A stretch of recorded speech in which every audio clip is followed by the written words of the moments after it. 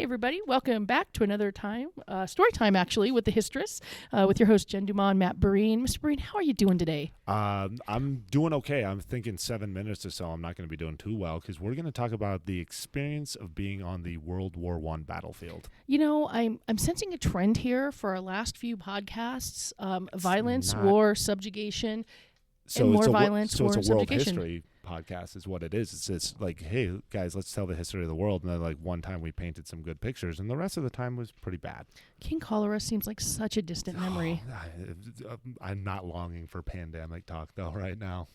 Interesting. Pandemic, coronavirus. Full circle. High quality education. So I mean, how do you start a World War I podcast without just hopping right into it, right? Because this is the defining moment of the 20th century for sure, but not just the 20th century. I think in a lot of ways, it's the defining moment for the end of human innocence in a lot of ways, because what happens in those fields, especially the fields of Flanders and France and Belgium, is ungodly. It's inhuman, and it's just plain awful. Yeah, I like how you talk about the end of human innocence, because I think one of the things I know that we talked about in class with my students is we showed a clip of like warfare, like in late 1700s, and then compared it against a clip of warfare during World War I, and just it's like a brand new world and a brand new bad world, not a brand new good one. And my students were really stunned at the difference that 50 years or 75 years makes in terms of warfare. Right, and when you look at some of those early pictures, like I was listening to a podcast, Dan Carlin, Hardcore History, Blueprint for Armageddon. Going to go ahead and plug that source because it's amazing. 25 hours of content for anybody out there who wants to dedicate the next month to World War I. I'm sorry, 25 hours on World War I? 5 years is all he hits. It's amazing. It's intense.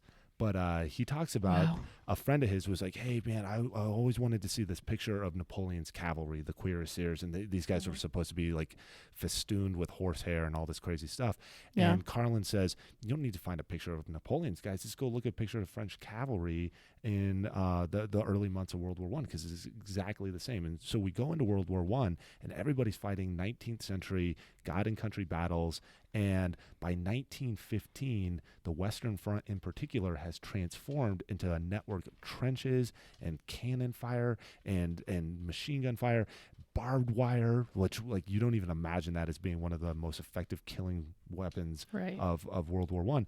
And what is transformed is this idea that war is glorious. I know we've all read the poem, to die for one's country, right? That's gone. It's been destroyed, and what it's been replaced by is what some historians call drum fire. Do you know what drum fire is? I don't. But I wanted to quickly get back to the idea of the glorious war, because when I showed the video clip, and I don't know what war it was, but we showed the British, and they're all lined up in their lovely little white coat or red coats and white pants, and they've got this jaunty little beat going on as they are marching towards the other side of these soldiers who are kneeling down, waiting for the soldiers to get close, like they had good manners, right? That's what it seemed like. This was good manner warfare, and by 1915, like you said, it's gone. It's totally gone. I mean, to put some finality on that, when Erich Ludendorff, who becomes a hero of the Eastern Front, and he's going to swing back in an important way when we get to the Nazis, when he demands the surrender of a Belgian fort on those early first weeks of the war, he literally goes up to the door of the fort, knocks on it with the hilt of his sword, bang, bang, bang, bang, bang.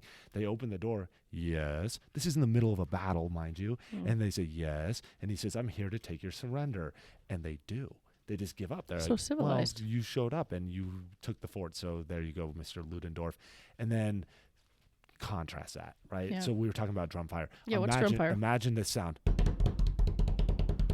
Each one of those is a cannon shell all day long. That would drive me to insanity, in all honesty. High explosive shells that are 250 millimeters across. This is massive shells that can be hurled by cannons 20 miles. And that is a great point to make, because when we look at warfare in the late 19th century, like, you literally knew where the gunfire was coming from. You are facing the opposing troops, and so you know exactly where you're getting shot at. And in World War I, that's not the case. Machine gun fire is coming from everywhere. You have artillery coming overhead. You have mortars coming overhead. Like, you just don't know where the next basically killing shot is coming from. Right. So what do you do with that? You dig in, right? You literally start to dig and dig and dig. And after the Battle of the Marne, both sides create these networks of trenches that, stretch straight, and then they dogleg, and then they go straight again, and then they dogleg, so you can't stand at one end and shoot down the other.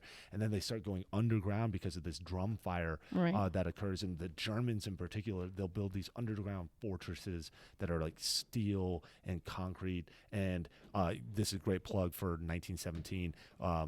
When you see these, they're like underground cities. They've got wallpaper, they've got electric lights, they've got bunk beds, they've got ovens for baking bread, and like a whole kitchen.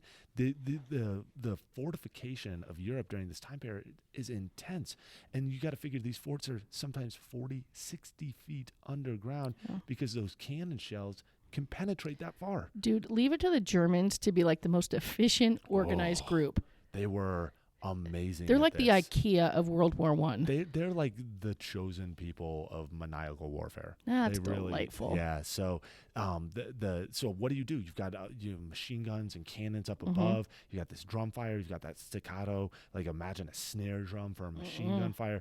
The barbed wire is thick as your finger and grab you on the battlefield and Nasty. mow you down. So what did both sides decide to do to start to root each other out?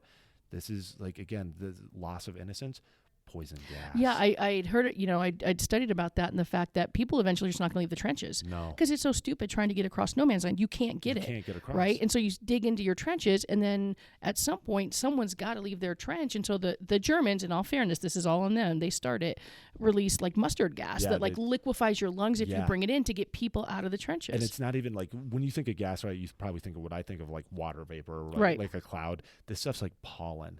And so when it gets on something, it Nasty. stays on something. So if it gets in your eyes, it gets in your lungs, it's not going away. And liquefy is the apt term. Chlorine gas will turn your insides into liquid. And you see these gut-wrenching pictures. There's that classic picture of the soldiers running across no man's land with their gas masks on, with the one soldier holding his throat, hand stretched out in the air, choking to death on this gas. It is unbelievable. And then you start to think about, like, how do you attack, right? What do? And, the Germans decide, if you can't gas them out, if you can't root them out, if you can't blast them out, if you can't machine gun them out, set a trap. And so we start getting battles like Verdun, where 1 million men in 10 months are killed, or you get the Somme, where you have 60,000 British soldiers killed in one day, or not to even speak of what's going on with the Russians and the Germans. Oh, yeah. It is intense. And then start factoring in the rats and the disease and the dysentery. If you have millions of men living in subterranean fortresses and spending all day in trenches, like, what do you do with the human waste? It has to stay there. You can't, you can try to dig it out or throw it out, but at some point you're not going to get it that far from you. You can't get it that far. So there's like at Ypres, where there's 3 major battles that are fought during the war. The guys who fight in that war, the veterans, talk about, you could smell that battlefield 20, 30, 40 miles away if the wind was right. People had been there for 5 years. Yeah. And so I know we talked about that, the war goes on for 4 years and it gets progressively worse and progressively more violent and maniacal, for lack of a better word. Yeah. And at least it makes sense then in 1918 that they finally call a ceasefire. Because I think, and correct me if I'm wrong, I know you know a little bit more about this than me, the idea was they kept throwing men. All they kept doing is throwing more and more men in this war of attrition, and it wasn't accomplishing anything. No. Like what was the maximum amount of territory that any one side gained? Some of those battle lines before 1918 only move a couple 100 yards. Jeez. There's F. Scott Fitzgerald has a story where these two guys are walking in northern France, and it says, look at that creek over there. It'll take us 2 minutes to walk to that creek. It took the British 2 years. Yeah, and so and you can't just keep throwing your population, or eventually you'll have no population left. Right. So in 1918, they do sign a ceasefire. Right. Germany, because I know Austria-Hungary is gone, the Ottoman Empire has collapsed. Bye. Germany signs a ceasefire along with France and Britain, because Russia's gotten out of the war. Yep. So at least at that point it stops, but that doesn't mean the impact of this new type of warfare has stopped. I think that you talked about the manpower. The Germans run out of men. I mean, that's the reality of the situation. The British they can outsource, right? We know that there are Gurkha soldiers from India who are going to die in France. The Australians at Gallipoli and fighting against the Ottomans. The French are going to pull from Senegal, and they're going to pull from North Africa. Right, Morocco, I think. Exactly. And so one of the things we always think about is like World War I's a white war, right? But it's not. It's not. Yeah. It's a multi-ethnic, multinational war, and that matters because the Germans don't have anybody like that. They don't have any soldiers like that. The Russians sustained such horrible casualties. Did you know in like Lithuania in one night in 1916, 12,000 Russian soldiers froze to death in one night? That's unbelievable. And then you wonder why they got all ticked off in 1917. Yeah, like, peace out, people. Weird. Right. So, yeah, I mean, the whole point of all of this is, I mean, we could sit here and at a certain point in time, like you stop talking about people and you just start talking about stuff because it's so hard to imagine. I thought we could end this podcast.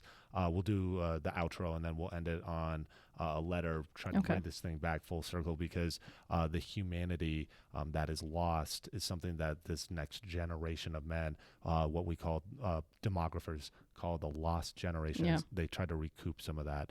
So we'll do the outro and then I'll read you guys a letter from Captain May who fought at the Battle of the Somme.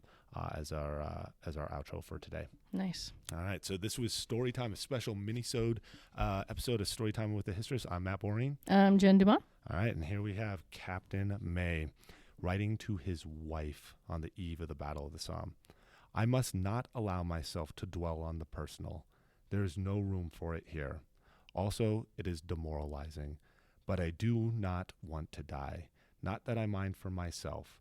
If it be that I am to go, I am ready, but the thought that I may never see you or our darling baby again turns my bowels to water. My one consolation is the happiness that has been ours. Also, my conscience is clear that I have always tried to make life a joy for you. I know that if I go, you will not want. That is something.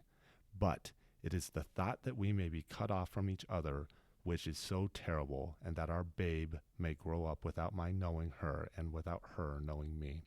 It is difficult to face, and I know your life without me would be a dull blank. Yet you must never let it become wholly so, for you will be left with the greatest challenge in all the world, the upbringing of our baby.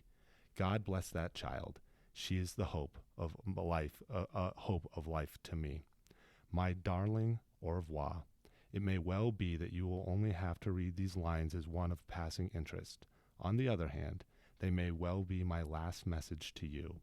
If they are, known through all your life that I loved you and baby with all my heart and soul, that you two sweet things were just all the world to me. I pray God I may do my duty, for I know, whatever that may entail, you would not have it otherwise. Captain May died on the first day of the Battle of the Somme, along with 60,000 other British soldiers.